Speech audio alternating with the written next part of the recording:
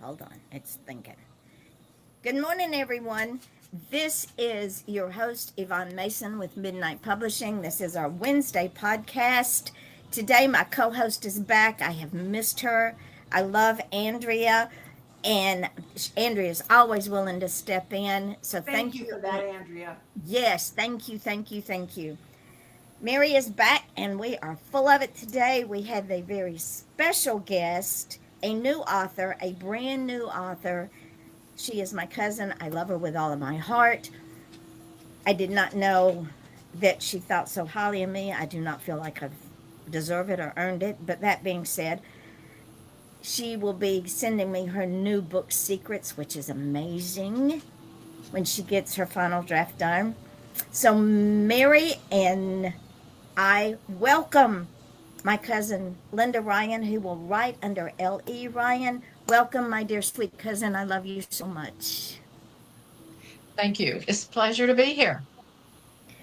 All right. So today, because Linda has sent me questions and she got beat up pretty bad by a so called beta reader, and I will find out who he is, and he and I will have a conversation. There's things that new writers, new authors, when they get into this pool of indie publishing, they want to succeed. Well, let me tell you, folks, you've already succeeded because you took that step of writing a book. I used to do a event called I've written the book now what? Writing the book is easy. What is out there now, and I'm just going to say it, are sharks because they want to get their teeth into these new authors, these new writers who don't understand the process and they don't understand that you don't have to spend boatloads of money you don't have to publish. So, first thing, Mary, you started off and talk about what we talked about this morning about being bombarded by, oh, I can Ugh. make you famous for $3,000. I get these emails all the time. And then this morning, I got an email from another writer friend of mine who is a little older than the three of us. And she was really concerned because these emails start out so seductively, basically. Mm-hmm. They'll say, "Oh, I just ran across your book, Faith and Folly, recently, and oh my gosh, I can't believe blah blah blah blah blah blah blah," and they vomit this stuff out, but it sounds good. It hits your ego, and you're like, "Oh, they read my book. Hmm, how'd they get my book?" You see, I'm skeptical, so I'm like, "Oh, you read my book. Well, what part did you like the best?" I start asking them questions, and then they start backpedaling. But a lot of people, and I was guilty of this the first dozen times it happened, because it just feels so good to be acknowledged. Hey, somebody saw my book. Well, yeah, they what they do is they troll Amazon for Mm-hmm. new authors, and they'll tell you all these warm and fuzzy things, and then they'll say, "But I noticed you don't have any reviews yet." Well, no, because the book just released this morning. I'm sorry. Nobody's had time to read the book and review it. Oh, and you don't have any sales. I can help you get sales. And how do And they know you don't have sales? who knows how they know what they don't know?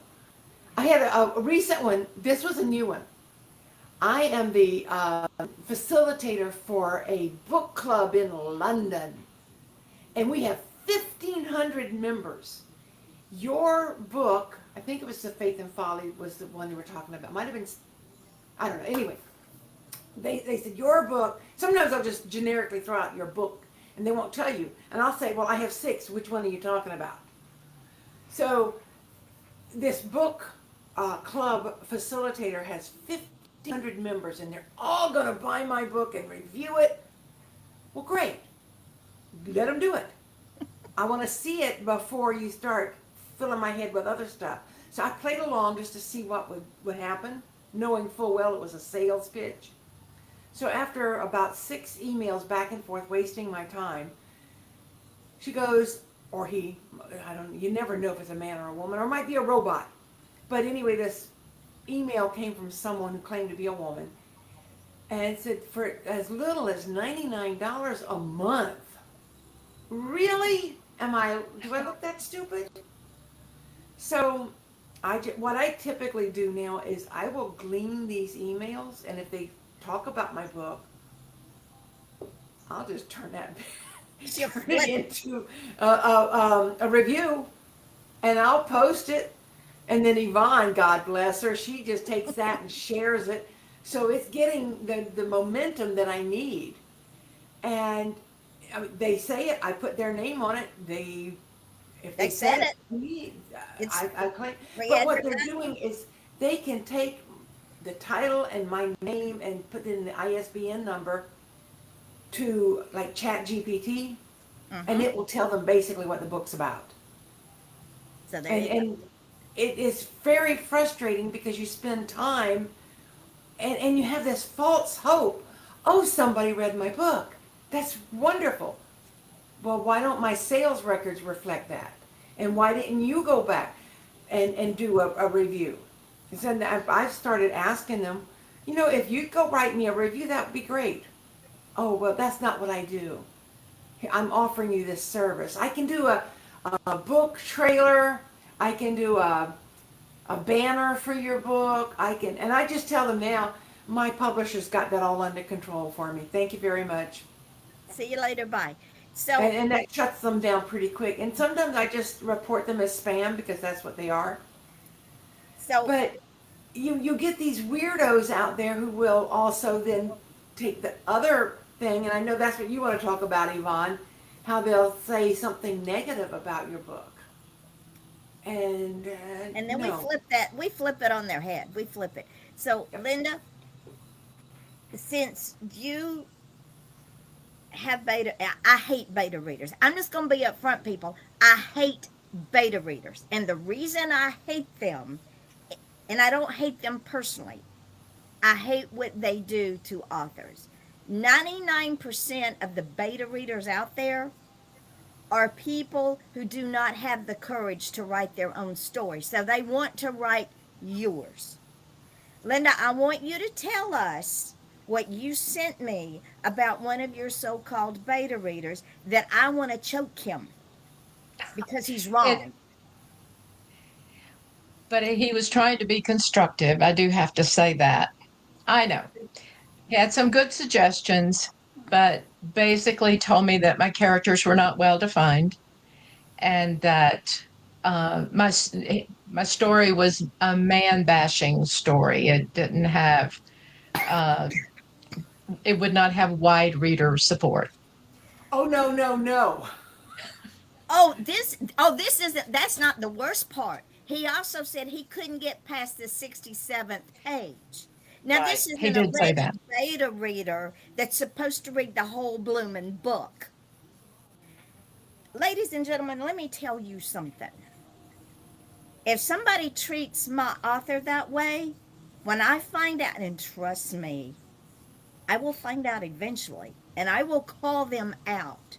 If you volunteer to be a reader for one of my authors and you treat them with such disrespect, you don't deserve to be in our circle. The reason being, Linda has worked very hard on this book. It took a lot of courage for her to even come and say, what do you think? Because I'm going to tell you what, 99% of the writers out there, they don't have enough self confidence to approach people because we have been rejected. I was rejected so much with Dreamcatcher, I could wallpaper my house. You know what? Not at this place. Right, Mary? Absolutely not. This is with the exception of erotica, this is the most welcoming publisher you'll ever find. Linda, is Secrets a novel? It is a fiction novel. Yes, it is. It And you know, fiction and novel are the same thing. And I Okay, used to it's get a novel. I used to get so annoyed at people when I'd send them an email. I have a sister especially that would do this. I don't have time to read your whole novel. I'm sorry, a novel is fiction. I'm sending you an email, an update of my family. It's not a novel. It's not, know your words. So that's one of the things that we do here. You don't have to say fiction and novel. You can say one or the other. And Okay. um, if it's fiction and it's man bashing, maybe there's a reason for it. I used beta readers for my first novel, which is called Steep Steps, which I was going to work on getting toward Yvonne today, but then I got into my own head and I started doing other things on Facebook. But I'm going to get that to her as soon as possible. But I did employ about a dozen beta readers, not employ like hired. I just asked them, they volunteered and agreed. I had one who sent it back and said, I can't read this, it's a trigger for me. It is about sex addiction. It's about abuse also. It can be hard to read, but that doesn't mean that a beta reader should not read. I mean, I appreciate her saying this because that let me know I was doing it right. I had done something. And so for him to feel like you were man bashing tells me that he is a man who needs to be bashed. I So think it's Yvonne, more his history. And I didn't exactly. anticipate that You when I don't. asked You him don't know to be what a other reader. people. Yeah, you And can't know so I what's think, going on. right. And I think that he has some history that probably was very difficult for him. But he did have some very positive suggestions as well. And I don't want to call him Isn't out he and so take him engaged, down. her? He did a good job, but it let me know that there's that the words are very important, and what The we put words on a are page important, and affects people different ways. I will say this: if he is not comfortable with it, there are other ways to tell you this. And a good beta reader knows this, and they know how to. But I don't know how you picked your beta readers. Mine were just people that I knew loved to read, and they were people that I thought would give me feedback. And like I said, I sent mine out to about a dozen people. Maybe half of them responded. So we live and learn. And Mhm. there are other ways to get your book critiqued and read. Um, but bravo for you for finishing it. How long is the book? It's 80,000 words roughly. It's about two It's and about a So, the same size as something mine. pages. Yeah. Yep. The yeah. the thing is, in our writing world, Linda, is there are always going to be books that some people can't read, won't read, whatever. You have to write from your heart. It's your story to tell. If you censor your words because of one person, you're not being true to yourself as an author. If he can't read it for whatever reason, that's on him. You're writing for the masses and you're writing for yourself. There are books out there that my true crimes, I've got people that say I can't read this. You know why? Because it's raw. I get that. It's not for them. But in law enforcement, they eat it up because they understand why I wrote it the way I wrote it. Victims of Families of the victims understand the rawness, the brutality, the ugly part of true crime because they lived it. So they get it. Susie Q out there who has the stomach of a gnat and can't even clean up after her own child won't be able to read it. Do not change your style of writing for I beg you, don't change because you have to be true to yourself. Keep your voice. Your Exactly. voice is so important.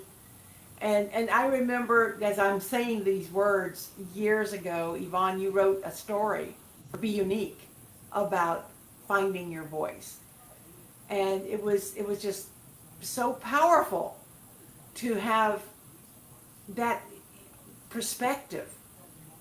Having your voice is, everybody has their own unique voice. There are copycats, and we don't like copycats, but I think the world needs to hear from you, Linda. They need to read your book, and I've got to get a list of all of the Midnight Publishing authors and start finding their books and getting them, because there's so many amazing people out there. We should start doing Midnight Publishing reviews online too. Good idea. So, Okay. I do, you know, I think as a new author, let me say this though, and that is you want your product to be as good as you can make it. You want it to appeal to as many people as possible. So beta readers for me were important, and I chose professional people that each had a strength that I thought would be very helpful in evaluating the story and what I'd written. And sometimes my emotion does overflow into my words. Can't help it. Good. Been that way forever. supposed And to. so I That's the way it should be. and so sometimes they do need to be tempered because I even when I worked in a very stressful business, you know, I could be curt without meaning to be. You know, if you asked a question, sometimes you needed to back up to hear the answer. So I do understand that I can do that. So the beta readers were important. But I think as a new author, you know, I've been turned down for my books. I've got like three that are written, and I've been turned down over and over and over by the publishing houses. But I have, because they're not the genre they're looking for right now. They're not the, you know, it's not on their wish list. And I've actually been turned down because my book was too emotional. So um, but you're right, as far as publishing houses that want to charge you to publish it. Oh, no, I've been no, that's a accepted big across the no-no. board. So it's a hard world to break into. I think just trying to get my foot in the door and get a story out there and find out what the reality is instead of being told what everybody thinks the reality is. And that's what I'm hopeful to do. And I will say this, you are the most welcoming publisher I've come across. I thought it was because Yvonne was my cousin, but I'm finding out that you're that way with everyone. So I thank you for the opportunity. Linda, you know, in real estate, they preach location, location, location. Yes, they do. And I will tell you, there's a lot of politics in the publishing world. There are a lot of, everybody wants to be on the bandwagon of the next big thing. We all want to be writing Harry Potter, or we want to be Tom Clancy, or whoever, you know. But these agents and publishers, they're the same thing. They don't want to invest their time and their money in anything that's not going to be a blockbuster. Well, I get that, but that doesn't make our stories any less valuable or any less important. And having 6 books out there, I know that I've made a difference in the lives of several hundred people. Yeah, I'd love it to be several million. Maybe it will, maybe it won't. I don't know if it'll happen in my lifetime. But if it doesn't, the books will still be out there. They'll still be making an impression on other people. And I've worked in the industry as a publisher, not of books. I was a publisher of magazines. So I understand that aspect as well. Um, it's all about timing. You got to have the right manuscript for the right publisher at the right time, while he's standing on one foot drinking his coffee and his mistress has broken up with him and he's gone back to his wife at just the right instant, and everything falls into place. Otherwise, it goes on the slush pile. And it sits there, and it sits there until some new intern comes in and he wants to impress her, and he gives her a stack of books, and she goes, "Oh my God, have you read this book? It's amazing." And he wants to impress. It's all politics, it's romance, it's seediness, it's ridiculousness. And Yvonne takes all that bullshit out of the way. And she helps us get our books out there. I've written children's books, adult books, memoirs, fiction. I'm all across the gamut. I haven't done sci-fi yet, but that might be coming next. But I've queried them all. And I always get the same response over and over and over. We love what you've got. This is a great premise, but it just isn't right for my list. And you mentioned their wish list. Those wish lists, I think they're subjective, and you need to be more objective. So I started self-publishing, and then next thing I know, Yvonne's doing this, and I'm like, I'm going with Yvonne. So I'm getting all my books moved over to Midnight Publishing, and so far, I'm very, very, very pleased with what she's done for me. Um, Not just in helping me get my books published, but in giving me a new purpose in life, and the way she promotes what I put out there. It's and I look around, and it's not just me. I mean, I've known Yvonne practically since I moved to Florida, and that's been umpteen years. But like you said, it's not just because you're her cousin. It's not just because I'm a longtime friend. Yvonne does this for everybody. And it doesn't matter if she's known you for a minute or a millennial. She's going to promote you as hard as she promotes herself. And there's a And I'm reason for very that. appreciative. And there's a reason that I do what I do. Like I said, I've been out in this indie world when indie authors were maligned. Uh, We weren't given the time of day, much less, aha, how are you?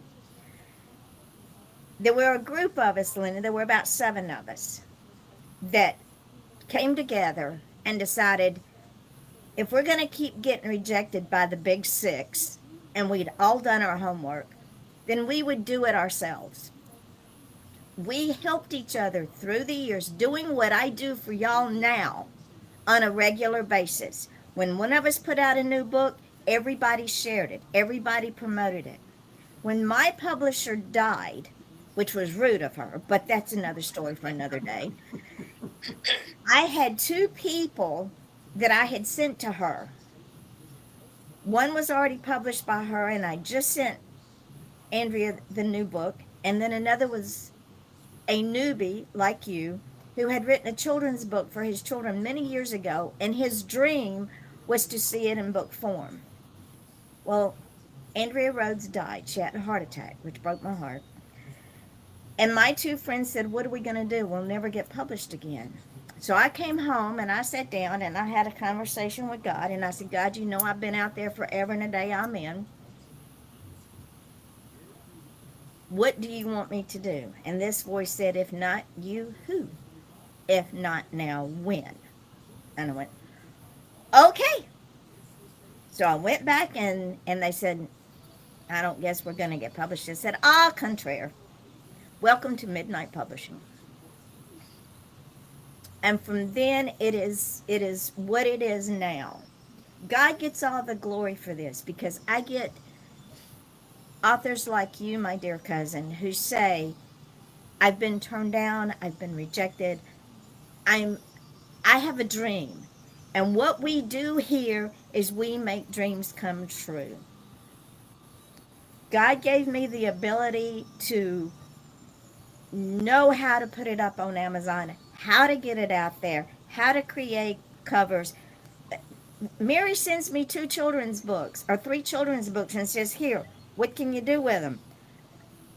I'd never done children's books in the format that they were. What I did, I went and learned. I have to put those children's books up as JPEGs on Kindle in order for them to be out there.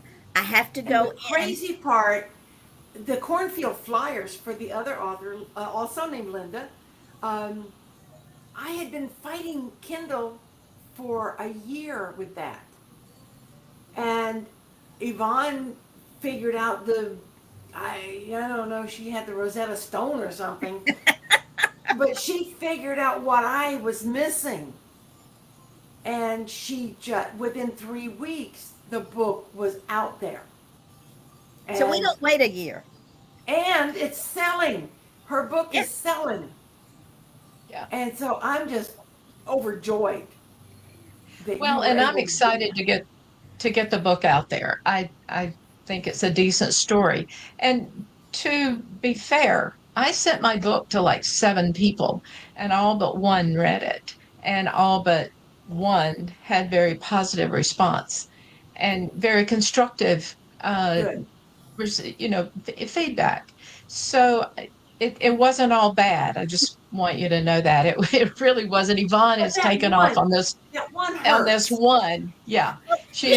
he hurt my cousin. He hurt my uncle. I Well, your cousin's got a much thicker skin than that, I, sweetheart. I understand that, but what Mary will back me up on is you don't come sideways at my authors, you don't come sideways at my family, and you don't come sideways at my friend because I am the gatekeeper of this little family. They've got to come through me to get to y'all, and there's a very good reason for that. The 20 years that I have been in this business, I have been maligned. I have been personally attacked. I have been threatened. I have been told I'm an idiot. I have been told I can't write. Well, that goes all the way back to grammar school. So, Me too. what? So, You don't come after my authors. It is not allowed. If people want to put up a bad review because for whatever reason it's not their taste or it's not what they want to read, that's fine because we're going to take it and flip it. That's just what we do. I protect my authors like I protect my family because, as far as I'm concerned, my authors are my family. They work hard to put a product out there, and we make that dream come true. So, yeah, I picked up on that. I picked up on the hurt in your voice, and yeah, I'm, yeah, you well, had where do some we good. go from here? What's next? What's next is you send me the final manuscript, and I put it out there, and we go balls to the walls, as they say. That's what Well, we do. you gave me a list of social media to get on. I got to tell you, that's not my strong suit. But you will um, learn. Do Well, one a you're day. retired now, so what's to hold you back? I I started trying to set up accounts and I got a little lost in the process. I That's know. what that's So what set me back. what you do, honey, is you do one new account a day. Just one. Don't try to, because this is a new area for you. So don't overwhelm yourself. And ladies and gentlemen, what I told her to do, or asked her to do, because I don't tell my authors to do anything because I don't like being told what to do. Last time that somebody firmly requested something from me, I was 2 years old, and that was my parents. It didn't work well then either. So I don't do that to my authors. What I asked Linda to do is her social media on Facebook, set up a Twitter/X account, an Instagram account, a Threads account. What else are we on? Blue sky. Blue sky, and there was There's one more I don't remember. and to do now I want you to do one a day. And the reason for that is there is a way on your Facebook account that you can link your other social media. So when something goes up, all you do is hit the share button and it goes. Do one a day. And we can do a Zoom call, the three of us, and walk you through that. Yep. Okay. Join the website. Go to the YouTube page and hit the subscribe button. Ladies and gentlemen, our YouTube page is free to subscribe to. Let me just give you some numbers, my sweet cousin.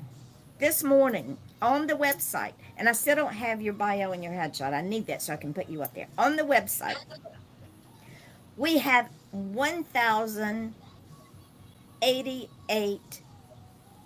views.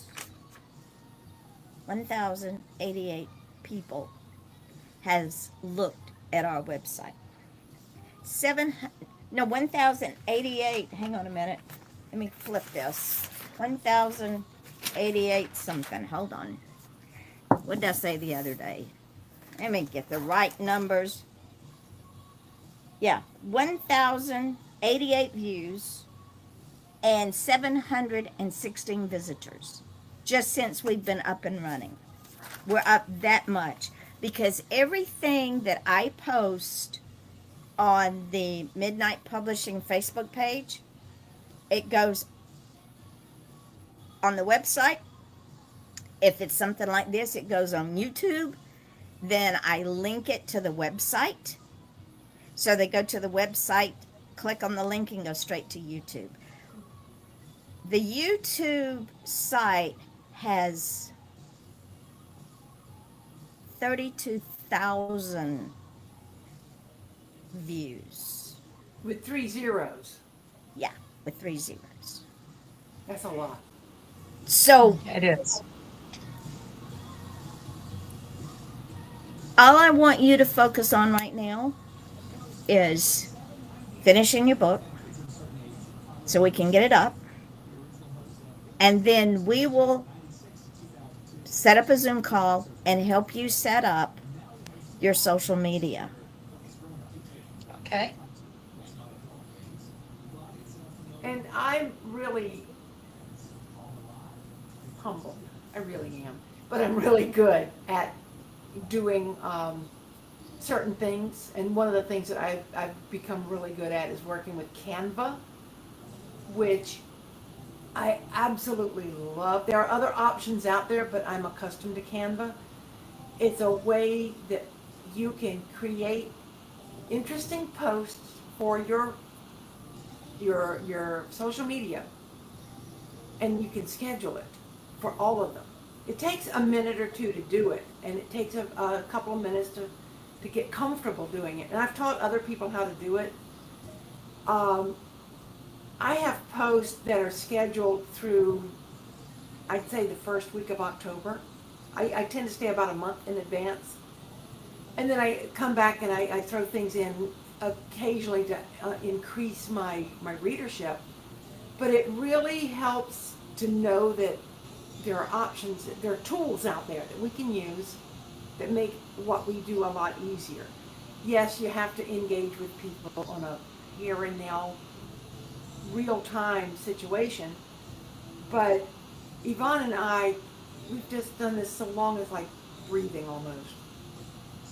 So we can help you figure it out. I got to tell you two girls something. I don't know, Mary, if you've seen it or not, but one of the big six has now become afraid of indie authors. They are now on my social media putting out, and ladies and gentlemen, I it's have seen Penguin. that. It's Penguin. They are asking for authors. Now, I'm sure they're charging. But this is what I am saying. After so many years of us being a non entity, we are being noticed because we are making a difference. More people are buying books from indie authors than mainstream authors. And Linda, there's a reason for that. You are a Yeah. reader like I am. If you read a certain author over a period of time, you will begin to notice that they changed the name of the characters, but it's the same plot, it's the same characters, and it is the Yeah. same ending. We as indie authors don't have to do that. I know. Another thing, Yvonne, we were talking about these big six, whatever. If you get your book accepted, let's say Penguin House says, yes, Linda, I want to publish secrets for you. Now, Yvonne, once she gets your manuscript, she'll design the cover for you and share it with you and show you what it's going to look like so that you've got a final say in this. And she will have the book up for you. I'm going to guesstimate worst case scenario within a month. Your book is out there in all four formats: softback, hardcover, digital or ebook, and Audible. You will not get that at Penguin House. You will get a No. contract. They'll send you an email. They'll say, we love to write, we want to publish secrets. Here's what we'll do for you. Expect another email from our legal department. They'll send you a long, very, very long, complicated contract. And they'll tell you what kind of advance they're going to give you. Well, everybody wants to see this Hallmark story. We all want it, but it's unrealistic. It doesn't happen the way they show it on TV. But you'll get the contract. The contract will tell you, we're going to give you, let's say, $10,000 advance. Ooh, yay. But you start selling your books, and if you don't sell $10,000 worth of books within the first month or two, you'll never get a penny out of it. And then they go, well, we're just not going to release the Audible book yet. Or we're just going to hold back on the hardcover because she hasn't sold enough paper covers. And they string you along, and you might be even as little as 6 months or as much as 18 months from the first email to actually seeing your book in print. You're not going to have that with Midnight Publishing. The only thing that's going to slow down the production of your book getting out is if other people get their manuscript to Yvonne before you do. And then it's still within a month. Because what I do is the first thing every morning, I sit down at my computer, and if I've got an author that needs to be out there, I take care of that author. Then I start promoting everybody, just like this morning. In fact, when I get your bio, my sweet cousin, and I will be doing a live about you. I do a live every morning. And it goes up on all social media. It goes up on YouTube. It goes up on all the podcasts that are out there. And it goes up on the website. And it goes up on all of my pages. I have author Yvonne Mason. I have Yvonne Sewell. I have Off the Chain. I have Indie Authors. I have the one that I use every day, then Midnight Publishing. It goes everywhere. This is what I do. Now, people say, well, yeah, but what does it cost? Ladies and gentlemen, I don't know how many times I have to say, even Linda goes, what's Yeah. what's the catch? I God did. gave me a gift. It is time I shared that. God takes care of me in ways y'all will never understand out there. Not these two, they understand it. But most of you will never understand how God takes care of me. And it is my turn to take care of others. So, with that being said, before you have any more questions, let's do a little bit of soft promotion. Okay. Tell us what Secrets is about and why you wrote it. Secrets is about a young woman. She is born with a gift to see events before they happen. She starts out, she actually, once she's grown, goes to the police department. She works as a police stenographer, which is a position that I'm not sure is still there, but used to be where a stenographer would go with a detective to a victim or crime scene to record the statements and or the scene itself and all of their observations. Then they go back to the station and type it up. A lot of it happened within the station as victims and witnesses and perpetrators were brought in to have their statements taken. Statements were very important because it became the critical point that was used in a court process. So she goes to the police department. She's 18 years old. She's graduated from high school. But this gift that she has to see events before they happen uh, besieges her. in the law enforcement environment because most of what you see is not pleasant. And so part of the process is learning to manage the gift, but can she live with it? How does she get to a point where she can accept it? And it's as she goes through the process of answering that question, she stays in trouble pretty much at the police department because her actions, her intentions, her quest to avoid the inevitable or the tragedy causes her to break the rules and to work outside of the box. So, in listening to her instincts and in following what she feels is her God given responsibility, she often gets herself in hot water. And so it's the story of her coming through that growth process. She uses her father as her sounding board and takes wisdom from the conversations with him. So at the end of the book, um, the process has come a long way. In the law enforcement environment, at least in the state of Georgia, you're not able to carry a gun until you're 21 years of age. So this chronicles her journey from starting until she's able to go to the police academy to be a sworn officer. And so, anyway, I hope it's enjoyable. Law enforcement, as Yvonne said, is a tough field. It's a field that I actually was active in for 5 years. I actually worked as a police stenographer for 5 years with the Atlanta Police Department. So I know the environment and I know what the job entails.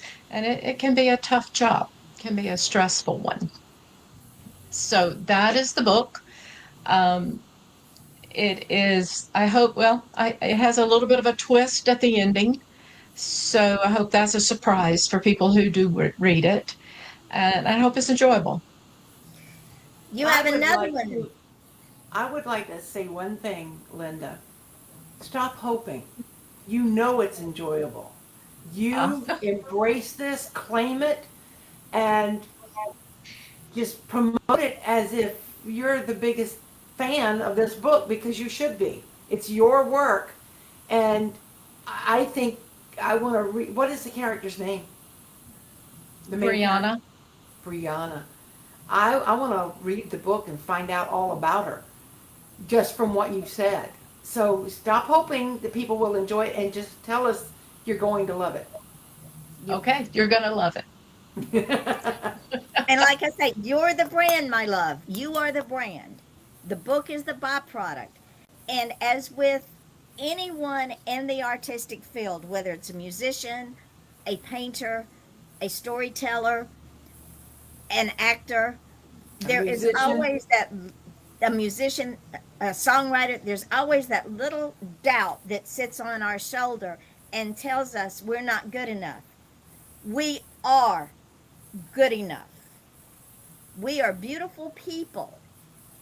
And when someone says, "Well, I didn't like it," honey, that's on you. That Exactly, that's a you exactly. problem. That's not a me problem. That's a you problem. No, and different strokes for different folks. I mean, we all enjoy something different. We all Yep. have different, we're drawn to different stimuli. So I understand that. And, and that's just who we are. It's what makes us different. That's what gives us so many different genres to write in, as a matter of fact, because we have so Exactly. many different interests out there. And I think that's what makes us special because we're not all a mirror image. I would not want to be. I We don't don't think the want world's to ready. be a bunch of gray robots doing the same thing. I don't think the world's ready for more than one of me. Sometimes we can't handle the one No, we got, I Yvonne. know, right? I got to ask one thing. Okay, so Yvonne and I grew up together. We are cousins. We're 3 months apart in age. We did a whole lot of stuff together. I just want to ask you one thing, Yvonne. Have you ever written about all those teenage experiences we shared? No, but the thought has crossed my mind because I keep getting things from people going, "We need your story." Yeah, I don't think the world's ready. I think it would be interesting.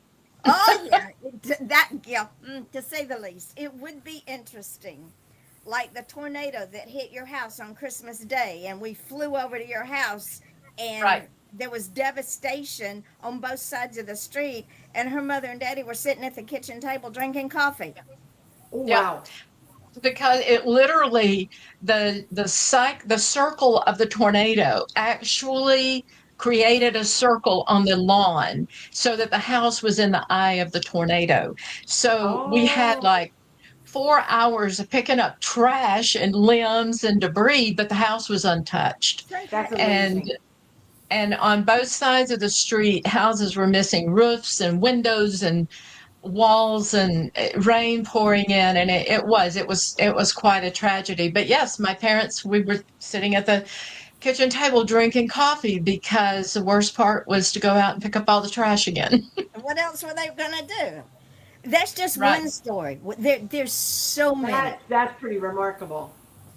I'm Hmm. So sure you It could make was. a Wizard of Oz story out of that one. exactly. Only we didn't go to the land of Oz, and we weren't in Kansas. No, we were not in Kansas. So I So know you told me, Linda, that you've got another book that yes. you are sending us. So tell me about that one because you have not It's revealed that. I don't really have the title. I think the title is Travels with Linda and Kathy.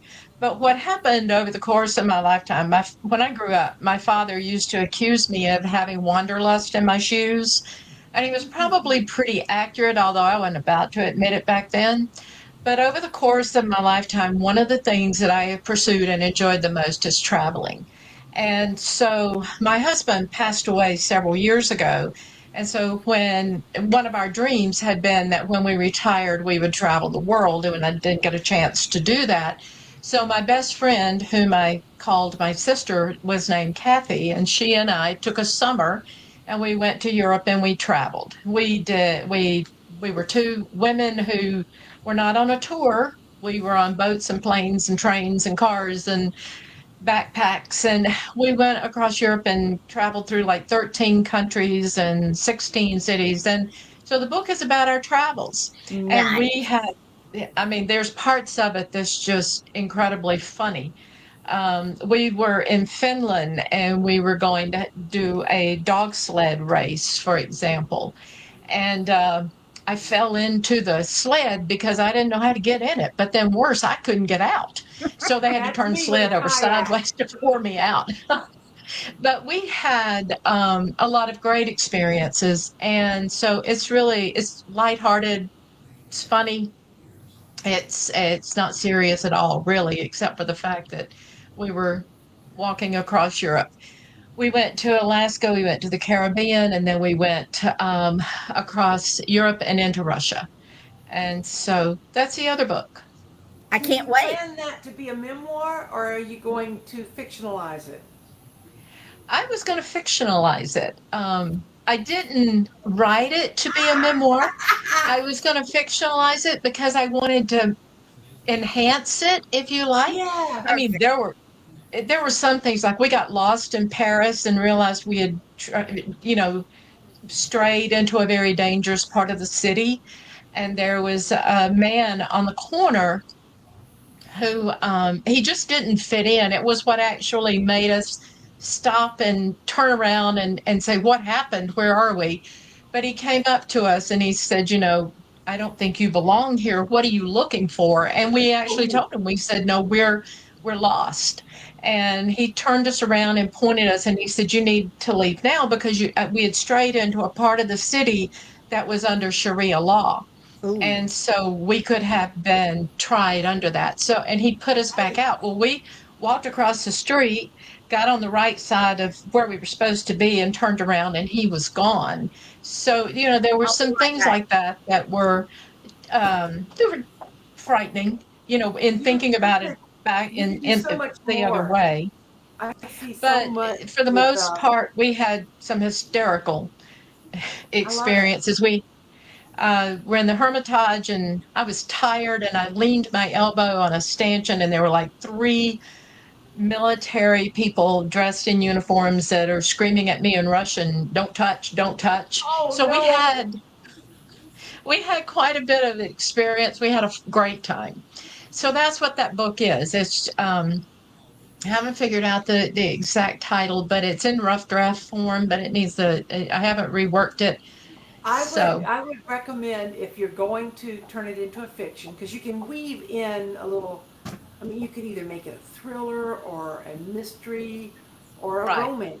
There's any way you throw in some extra characters that weren't really involved, but use your real life experiences as the foundation.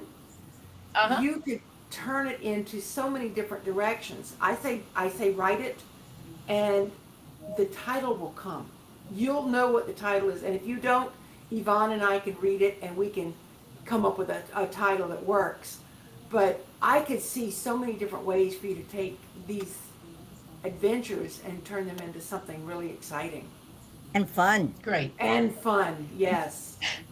And And the third book that I have written is about domestic violence.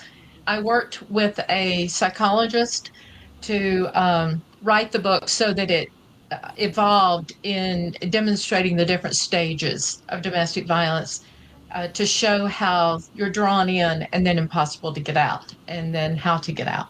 So that's a third one. So that's what I've been writing for a while. It's like Yvonne, my first, we had an English assignment in seventh grade, and I wrote this short story, got a D, and tossed it in the trash. So that was a hard start, but it's been my dream lifelong to be an author. So Good. I've written a lot of stories along the way, but these are the three that I've got that are actual books and actually hard stories. I'm and back to excited for you. what back to what you just said, Linda,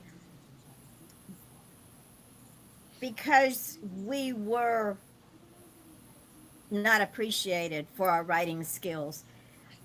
As I've gotten older and where I am now in my life, I want to thank those teachers that told me I was an idiot because I couldn't do math, so I couldn't write. Because what you did as a teacher by taking my writing away from me is you gave me a determination to say, watch me. I And that's think just, it created a passion too, a Yep. passion to rise to that level. And maybe it wasn't any good when I was 13 years old, and maybe my writing was very, I don't know, naive, but it gave me that passion to pursue it. And I had a career in human resources and corporate law. So I did a lot of writing, but it wasn't the writing I wanted to do, and it wasn't the writing that gave me joy. And this writing gives me joy. and that, ladies and gentlemen, is the crux of the matter. We as indie authors write because it gives us joy. We write because we cannot not write. Amen. The characters in Yes. my head are there 24 hours a day, 7 days a week, and they are screaming to get out. And if I don't put it on paper, I'm not responsible. I'm sorry. Voices in my head tell me what to do. It just is. So, what I want to tell those of you out there who are watching this and listening to this and who will watch and listen to it later is when you come into this family of authors and in our publishing world, you get the same treatment that I've given Linda, that I've given Mary, that I've given Andrea, that I've given Kim, that I've given Peggy, that I've given Alta, that I've given Isaac, that I've given Linda Humphreys. You are loved and cherished. That's what we say on our website, and that's what we say on our Facebook page is you are loved and cherished and accepted. Accepted. That is the key word. You're loved, you're cherished, and you're accepted. And people say, Linda got something the other told me something the other day. She said somebody told me I needed a media packet. Those cost Oh, money. yeah. Those cost money, ladies and gentlemen. And guess what? I'm your media packet. Yep. You don't get much more exposure than right here. Well, I need to be in a magazine or I need to be in a newspaper. No, you don't. Once I put you out there, Linda, all you will have to do is pull up Ellie Ryan and you're going to be everywhere, honey. You're going to be in so many places, it's going to make your head spin and you're going to say, what has she done? She has created a monster. Let me get my next book out. Yeah. Well, that'll take a little bit of time. Those other two books are in rough draft form, so That's okay. I they don't have put, work to be done. I But we're don't, going to get this one to you in the next week or so. perfect. And that's another thing. Mary will tell you, I put no pressure on my authors. I refuse. You get me your books when you get me your books. In the meantime, we're going to be promoting what you've already got out there. Okay. So don't feel like you're under any time constraint at all. Because as an indie author, it's your story, it's your time, it's your book, it's your characters. And the characters, if you push them too much, they're going to go hide for a little while, right, Mary? They're going to say, we ain't playing with you today because They will we're indeed. trying to take it somewhere where we don't want it to go. So until I you am listen to us, you ain't playing. I am so excited because my son is working on a revision of a book that he wrote it about 10 years ago. And he used to belong to one of my critique groups, and one of the members told me and him that if I could have written like this when I was your age, I'd have a Pulitzer by now. Hmm. And unfortunately, Matt sent it off to one publisher and he got turned down. And then he got discouraged. And he just basically stopped everything to do with writing for 10 years. He just stopped. And then he realized one day, well, turning 40 kind of makes you wake up a little bit, that he'd wasted 10 years of his life being angry at everything, including me, because nothing says author like his mom. So he started writing again. He told me yesterday that he has 50,000 words. And I said, Hmm. that's great. And so where are you in the book? Are you nearly done? Is it going to be a longer version? What's going on? He goes, Mom, I can't believe what these characters are doing. He said, they're just jumping up and down every day as soon as I get home from work. And they're like, let's go play. And I'm like, yes. And Yeah. it will be, I think, unless somebody comes forward first, Midnight Publishing's first fantasy. So I'm really excited to get that going. Is that one of the imprints that I talked about doing? Yes. Oh, and Okay. that's another thing, ladies and gentlemen. Our umbrella is Midnight Publishing, but because we are such a diverse family, so exciting, because we are such a diverse family, my sweet friend Mary, who said, Yvonne, and she gets to tell that story in a minute, I'm turning my books over to you so I can write more. She's now my imprint person. She so kindly took that job on. We have an imprint for children's books. It's called Small Hours. We have a poll out there we want everybody to vote on because there's 5 mock-ups of an imprint for Morning Star, Morning Star, our spiritual our, imprint. our spiritual inspiration imprint. And the reason we do imprints is because if someone buys a children's book and they see Small Hours, an imprint of Midnight Publishing, they know that that is under that imprint. It's part of the brand. The goal is to have an imprint for every genre we do. And it is something that if someone sees on the spine of the book, on the inside of the front cover of the book, they automatically know what it means. All of the big six have imprints. Penguin publishers have imprints for all the other little genres they do, and it's part of our brand. So Go and vote and tell us which one of these spiritual inspirational imprints you like the best. Yes, we've been using Midnight Publishing, but if you see Midnight Publishing is kind of like its owner, a little dark, we don't want people to see Midnight Publishing on a spiritual imprint and go, okay, what are these people, devil worshippers? No, Yeah. we're not. We're very faithful. We're very, very faithful. Mary, I want you to tell Linda you're coming to Midnight Publishing. Now, Linda, remember, I've known this woman for years. I wrote for her magazine. We met at a book event, and we've been friends ever since. So tell Linda your story about coming to Midnight Publishing.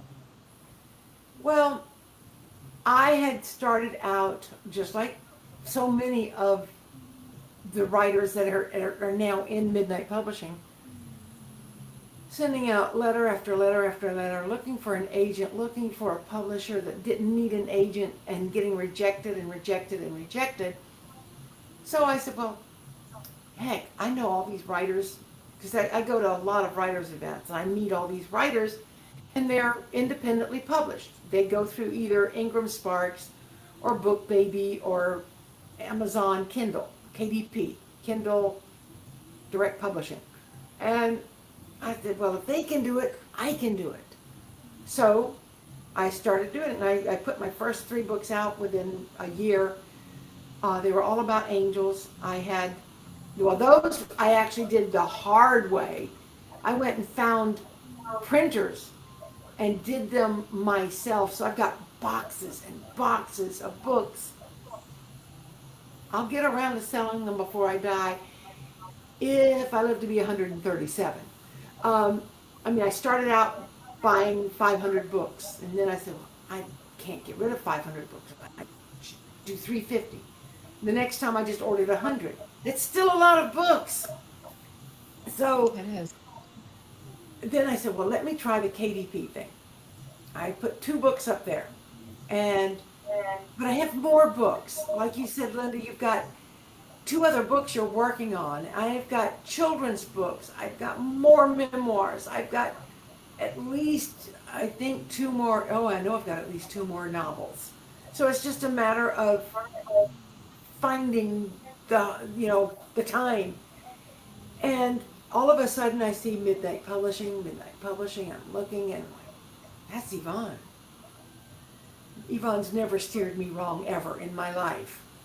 So I called her up. Let's do lunch. We need to talk. So we talked a little bit before lunch, and I met her, and I had a flash drive with me, and I had my 2 children's books, and I had Linda Humphrey's children's book on it.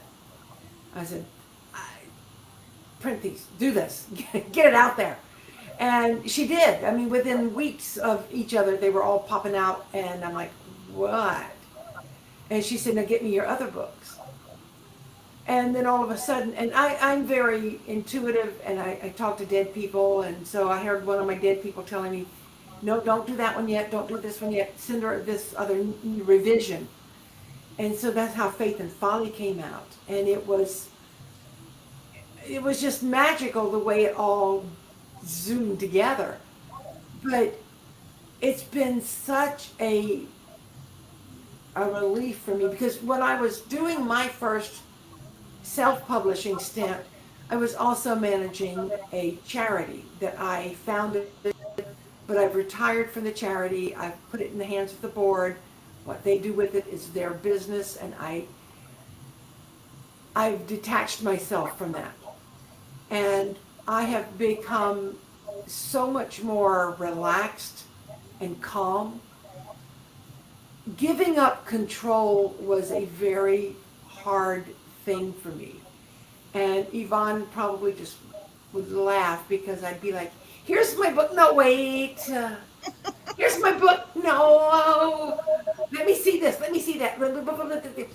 And the only thing that we've had to really redo was the cover of Faith and Folly, because once I got the copy, it didn't feel right. So she revised that, and I showed it to Curtis, and he's like, oh, that's so much better.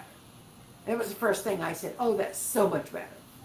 And it was just a matter of changing a few things, and boom, it was done again. But giving up control is very hard for me, but I've learned that, I mean, I'm giving it up to somebody else who's just as goal oriented and as, um, I don't want to say perfectionistic, but yeah, perfectionistic as I am. Yvonne is like, from a psychological perspective, she's like a mirror image of me. And I've never, ever, ever gone into any kind of project with Yvonne and it not be successful. She was one of the first writers who came on board for Be Unique 8 years, almost 9 years ago now. We're getting old, honey. No, you might be. I'm not. And I No, have to admit that when I sent the book to Yvonne, I sent it to her asking her to read it and just let me know if it was any good. I had no idea because of the experience with the other publishers I sent it to. I had no earthly idea she was just going to format it and say, "Well, we're ready to publish it," because I was flabbergasted. The book on domestic violence I had sent to three of the publishing houses. Plus, I had gone through a I guess you could call it a presentation with one of the representatives at a book event, and all of them had been so negative that it sat on the shelf for 10 years and just ignored it because it was no good. So when I got the information back or the response back from Yvonne, well, okay, I formatted it. I've got a cover. I've got a back cover. I need this. I need that. I need the other. I didn't know what to do. I was like, I don't even think I spell checked it. Okay.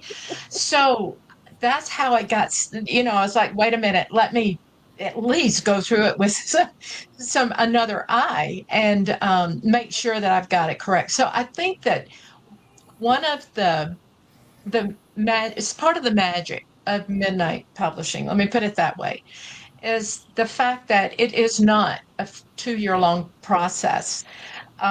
It is very much, I mean, I'm amazed at how fast things have run. They've don't think outpaced she me. sleeps, And Linda. I'm pretty much a perfectionist. So I keep looking at that script saying, oh, it could be better. It could be better. One of the things that a friend of mine said, you got to stop the train somewhere because you can't paint it when it's rolling. And that's how I have come to the point where I am, where I'm really happy with the book and the text. It's now time to get it into the format and get it on the way. But it has been a process that is so unique and so it's just 180 degrees from what you find in the establishment, if you'll allow Yeah. me to call it that. And it's refreshing. It really is.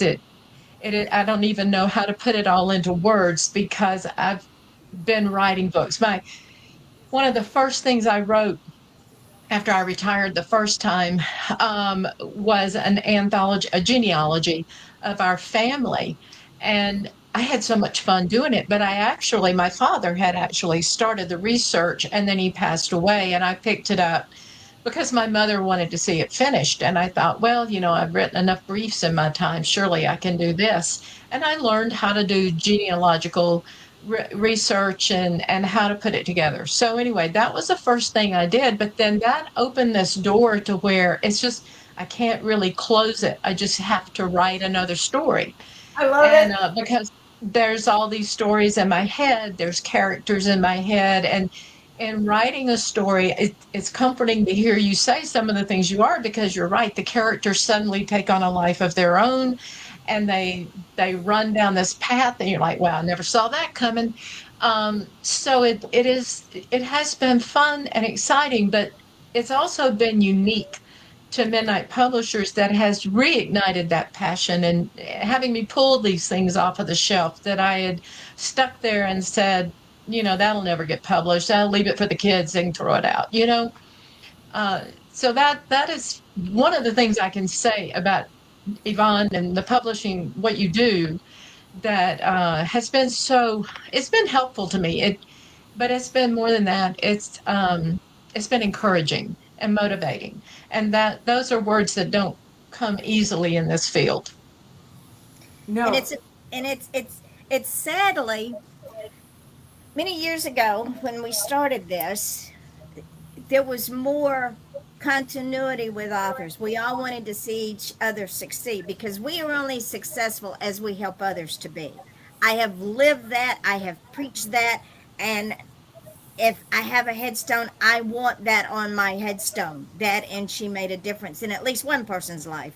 If it was to tell that person to go to hell or whatever. But the thing is, this thing has now flipped, and I have noticed a change in the energy in this world, and that is it's become a cutthroat world. Not on my watch. Never, ever will I allow that to happen because we are only as successful as we allow others to be. I made a promise, and you know, when I make a promise, those that know me know I keep that promise. I don't make a promise unless I'm going to keep it. I made a promise that if God was my pilot in this endeavor, that my authors would always have encouragement, they would always have support. I would never allow them to doubt themselves because doubt is the biggest killer of a person's self confidence, self respect, and the knowing that they are beautiful and worthwhile. All of the authors with Midnight Publishing are very important, and they're all my favorites. Now, people say, what are you talking about? Okay. If you've never had children, you don't understand. If you've had children like we have, you understand. My oldest son is my favorite because he was my first child. He was my boy. My oldest daughter, who is my middle child, is my favorite child because that little bitch is so much like me. My third child is my youngest, and she is my favorite because she and I almost died. Now, are my children perfect? Mm-mm, no, they're not. Will I nail them to the wall if they're wrong? Oh, you bet it. They know it. If they are right, will I go to the wall for them? Yes. Do I encourage them to be successful in whatever it is they do? Every single day. Are they told that they are important, loved, and appreciated? Every day. This is the way that indie authors should be treated, need to be treated, and this is what we do here. And Linda, I have to say something, my sweet cousin. When you said those things to me about what you, not, I don't remember how you put it, so I'm going to paraphrase it, that you were, I'm going to use a word that amazed. That's not the word that you said. But Linda's been following me for years. And I did not realize what her feelings were and how what she thought about the accomplishments that I have made. I am not a braggart. I let other people brag. I just do what I do. If people want to find out about me and talk about me, they know how to find me. I just do everyday things. So, humbly, my sweet cousin, thank you for those words. They meant a lot. And baby, we're gonna make you famous. As Billy Kid told the chef, I make you famous. Well, Yes. I'm going to let you. So there you go. And then somewhere down the road, you and I will get together and we'll collaborate on those stories about the teenage years because we Oh, could put one heck of a book together with some teenagers that would raise eyebrows. and we'll make it fiction so we can embellish it because that's what we do as authors. And I have That to is tell you, true. I It'll have be fun. it'll be lots of fun. I have to tell you something else. The character in your book, Secrets, her name is Brianna. Well, if you Yeah, go and read Tangled Minds, which is loosely based on my oldest daughter, Brandy, because she made some really stupid decisions, her name is Brianna. So tell I me did. we're not meant to be here today. I love And I it. did not know that. I did try to read your book, Tangled Minds, and I couldn't quite get through it. That was a little bit too raw for me, which is why, again, I appreciate the fact that we're all different. But some of your other stuff has I have been able to Thank you. digest. Well, Have you Tangled read Minds Murder was in the loosely Village? Murder in the Village. That's a dramedy. Linda, Tangled that Minds is so much fun. Tangled Minds was based on Brandy's dumbass decisions when she was a kid. And as soon as she read it, she said, Mama, you wrote about me. I said, Yeah, honey, I did. She said, I didn't do all those things. I said, No, but you did enough of them. Yeah. And one of the things that I was asked was about my book is if it was real or if it was fiction, because one of the things that I do is I use the real names of some people who have meant a lot to me. And one of them in the book Secrets is JR and Eva, who were the actual names of my parents. But I do that so that their name lasts. And it's a way of giving them a legacy. And so, no, it has nothing to do with them. And no, it's not a nonfiction book. It's not an autobiography by any means, but it is all fiction. But it is a way that I have chosen to use the names of some of the people close to me that will allow their names to go on for a very long time. And that's how we roll. That's right. You pay That's how we homage. roll. Sorry? You're paying homage to them. You're giving them their um, after Respect. after they passed on. You're still promoting them and what they meant to you in your life. Right. So, what other questions do you have for us and how we can Uh, help you? okay, I do have a couple. One is that I am a frequent visitor to some bookstores in the local area and would like to set up a book signing. And then our library has a book reading for new authors. And I don't know how to go about setting those things up. That's actually how the media package question came up, is that I have a media package to help promote it. So I could use some help with that. You got it. And yeah, go ahead. We will help you set that up because we will help you put together what you need to take with you. And when your book goes live, you order as many author copies as you want, be it 1, be it 20, be it 100, and I send you an invoice via PayPal, and then I drop ship them to you. So that's an easy thing to do. Okay. Your next question. Well, I got let to me look add at to it. let me add to that one, Sorry. because this is something I said I'd like to add to that because this is something Uh-huh. that I do. Basically, you just need to visit these stores, get your face in there, talk to them. Now, depending, are you talking about independent bookstores or something like Barnes and Noble, Books a No, Million? these are independents. They're just local bookstores that they're Okay, independents. One of them is actually a friend of mine from when I lived in Georgia, and he has a secondhand bookshop. okay, And but he promotes local authors. And I lived in Georgia long enough; I can at least claim it for the better part of my yes. life. So, I but again, they usually have. I don't even know what to call it, but some kind of flyer that they put out, and they put something on the window that advertises the author and the book cover. And those are the things that I'm not familiar with creating. And this is where your, and I can help you with that when the time comes. This is where your social media comes in handy because it's a great way to reach out to other people and get them to know where you're going to be. I call them meet the author events. Okay. Yvonne is coming with me in early October to a local mall, localer to me than to her, but it's just a, they call it page and pen. And then next year, she's already signed us up for one in Tampa that we're going to go to. But you just get to know your librarian, you get to know their event coordinator. And Yvonne and I can help you draft emails or make flyers or whatever you need. Um, you just basically put yourself out there and let them know that you're available to come do a book signing. You're available to come do an author talk. So what you would do, depending on what the location is. I've done it in libraries in my hometown, and I've done it in bookstores. I've done it in crystal shops. They do have a little book corner.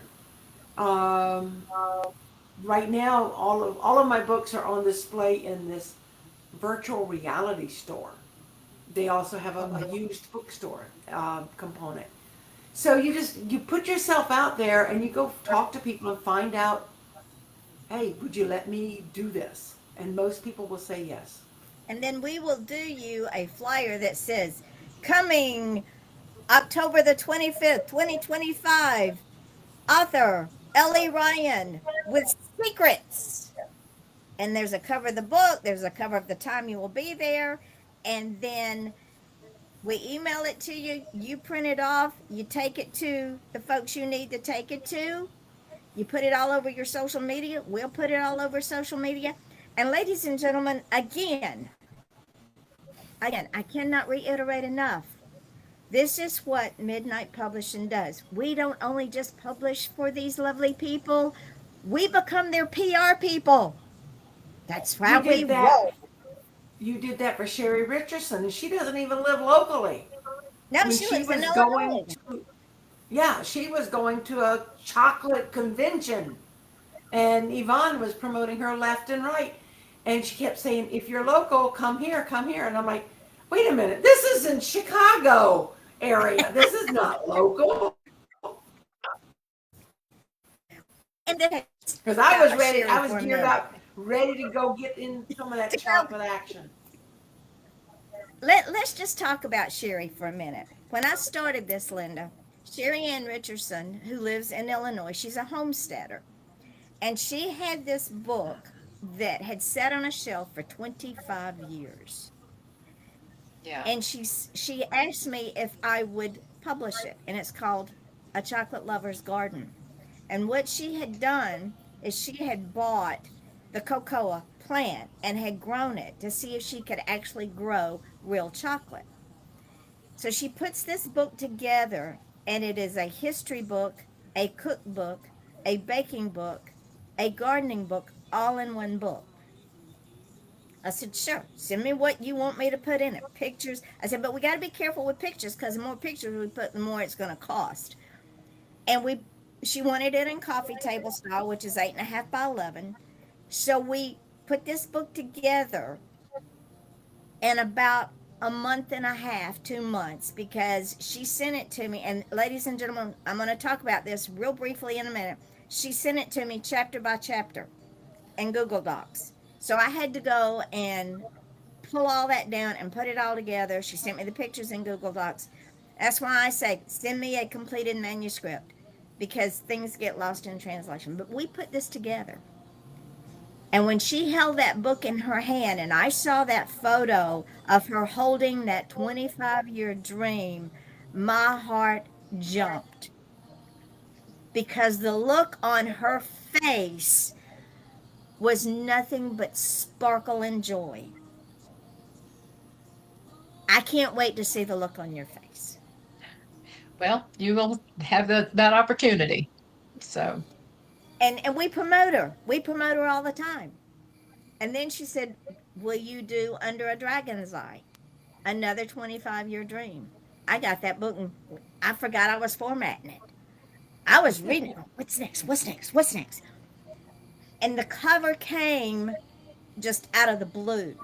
And so I told her, I said, when you see this cover, you're going to ask, why did you do it that way?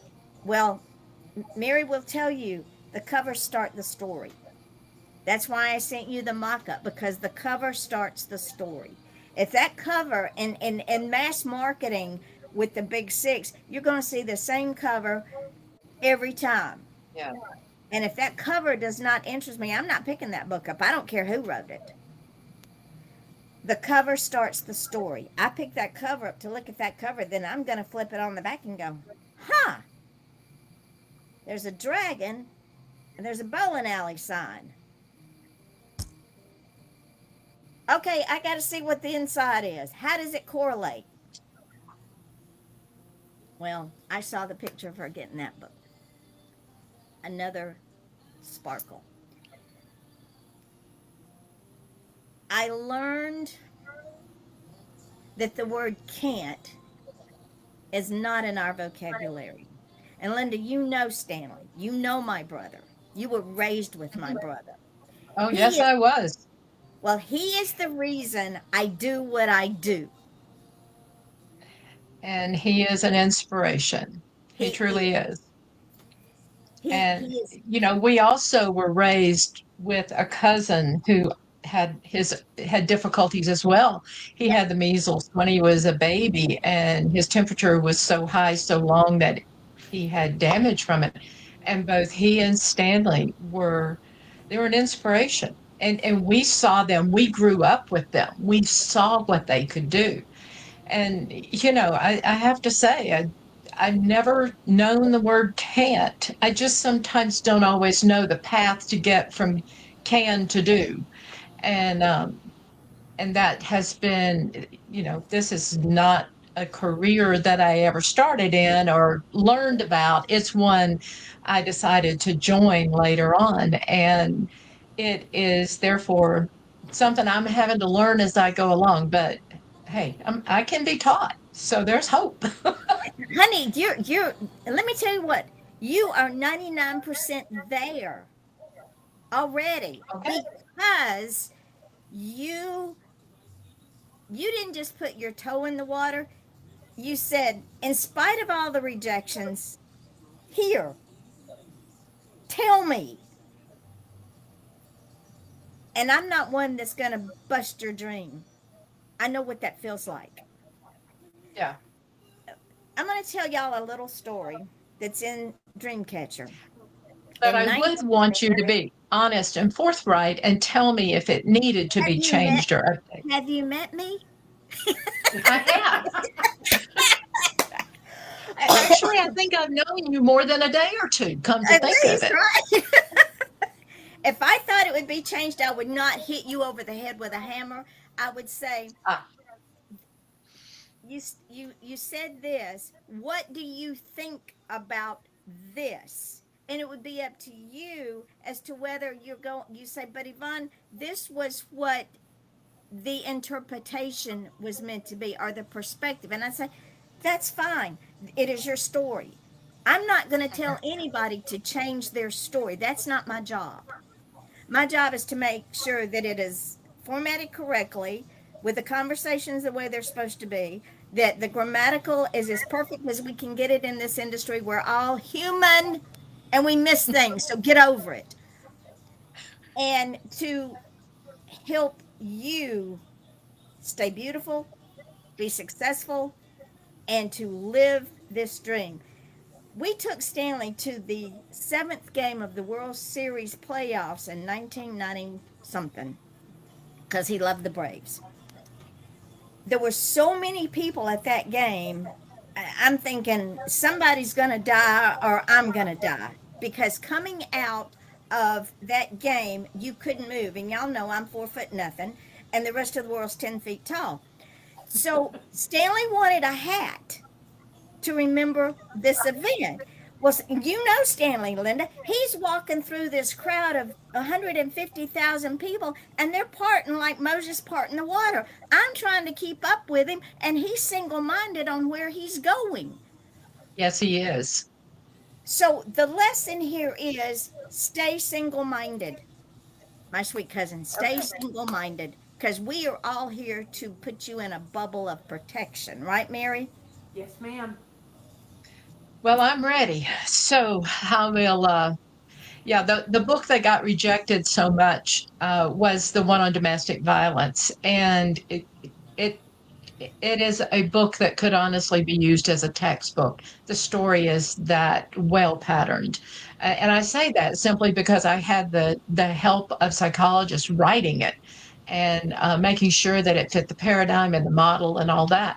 And it was rejected across the board because there was no market for it, according It's to the not. publishers. So these other stories I've written and I've put them on the shelf saying, well, it's something the kids can throw away when I'm gone.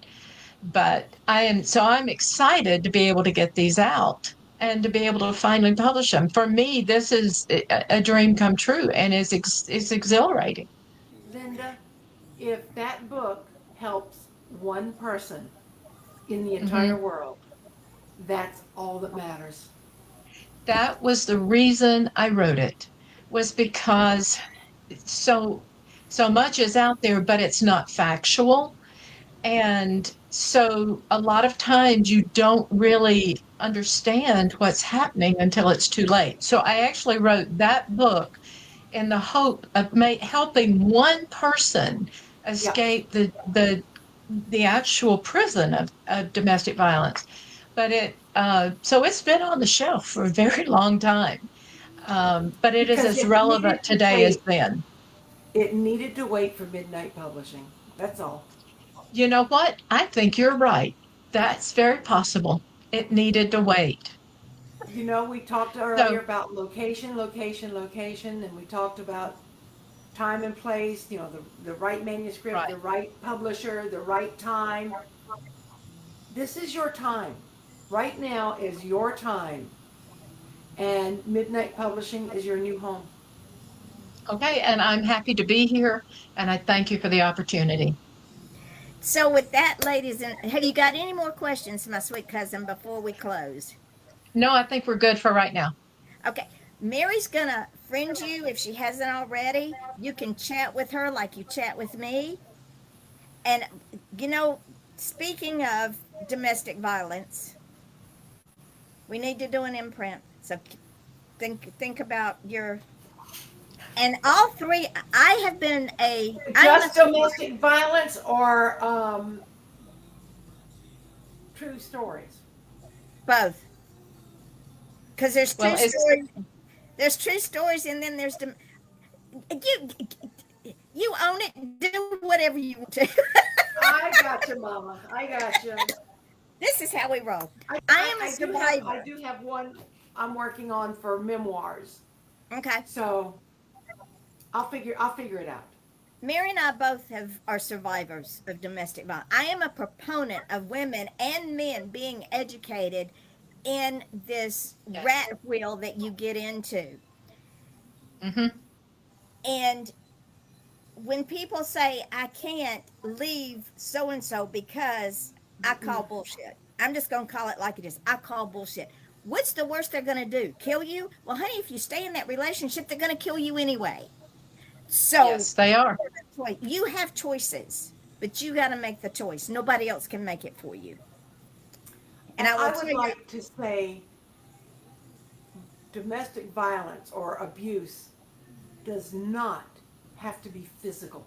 no, I was 25 years in an abusive relationship, never got the first bruise. But I knew something was really, really wrong when I went to bed one night and I prayed that he'd hit me. Because then I could justify my unhappiness.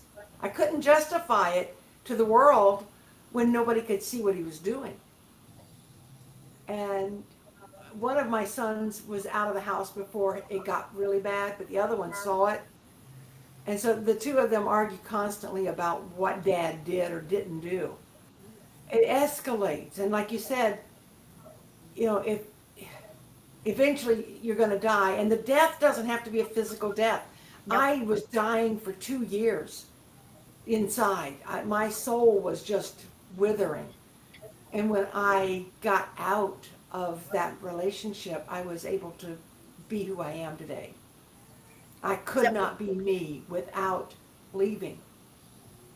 so But when And I you, think that one of the common denominators in domestic violence or abuse, whatever you want to call it, is that once you're in it and you're trapped, it's very hard to find the doorway to get out, and B, the courage to take that step because of all of the threatened responses and recourse and revenge. And and to me, they, I when I worked in law enforcement, I saw abuse that would make Yvonne blush, okay?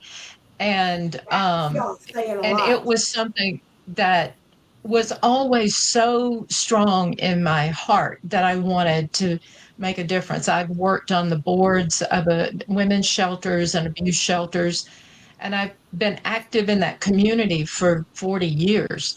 But writing the book, it all came from that very basic, how do I get out? Okay, everybody's telling me this isn't right, but nobody's giving me an option. Nobody's And giving you there, the map to the door. I know. yeah, and Yvonne, it's very, very difficult. let's plan to have another show with Linda to talk about just this subject. Good When she's a idea. little when she's a little farther along with her book, let's do some pre-promotion. Let's do some cross promotion because that's a lot of what Steep Steps is about also, um, with the component of sex abuse. But there's Yes, it so is. much to It, unwrap that we just can't do it all in one day. right. But you're right. It is. It's a very dark world.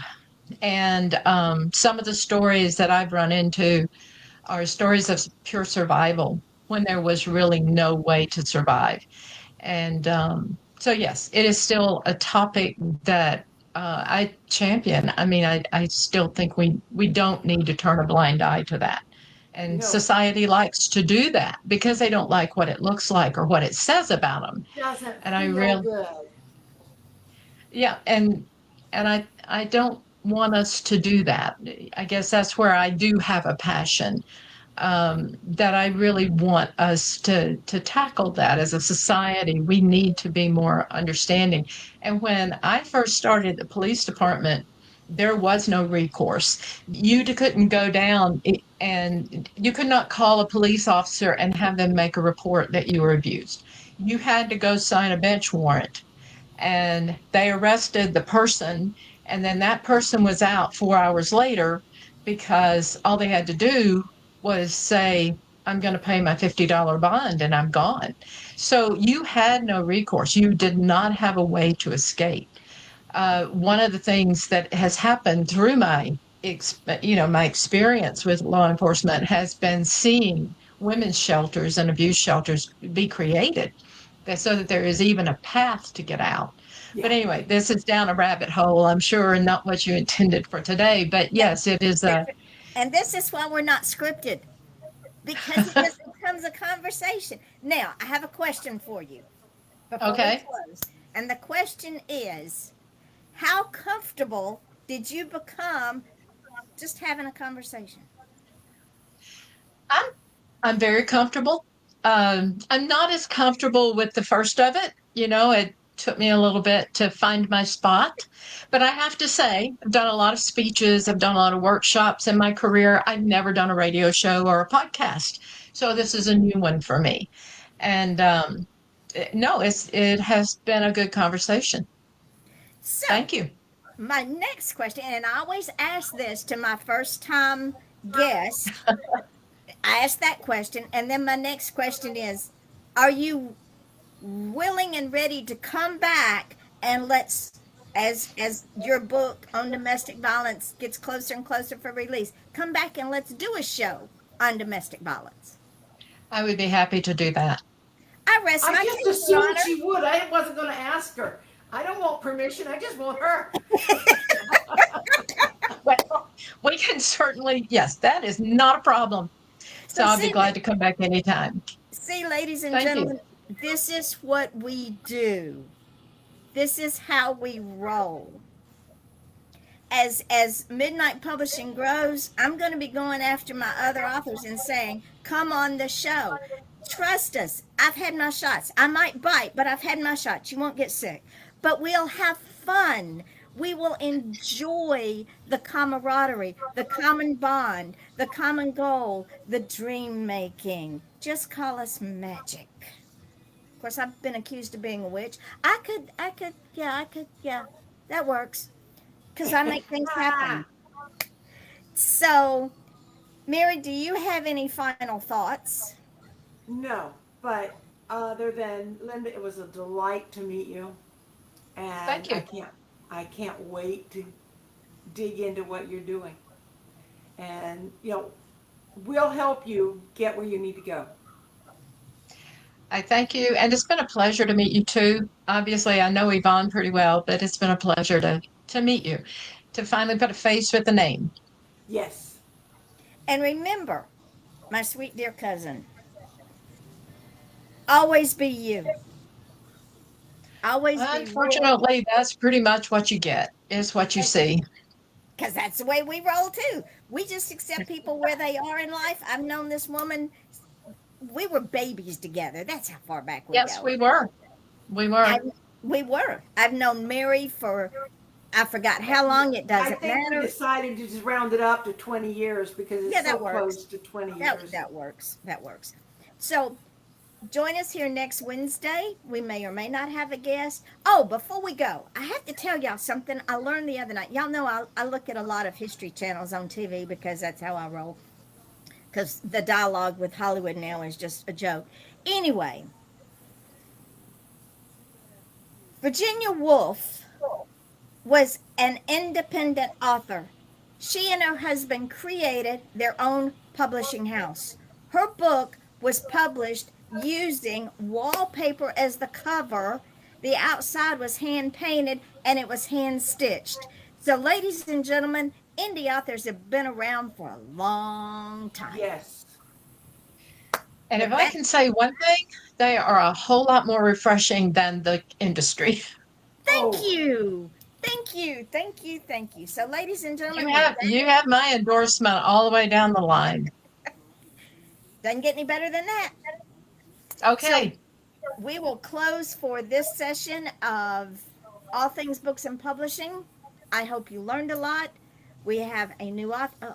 We need Dale. You got to get Dale in here because he's got to get you his stuff.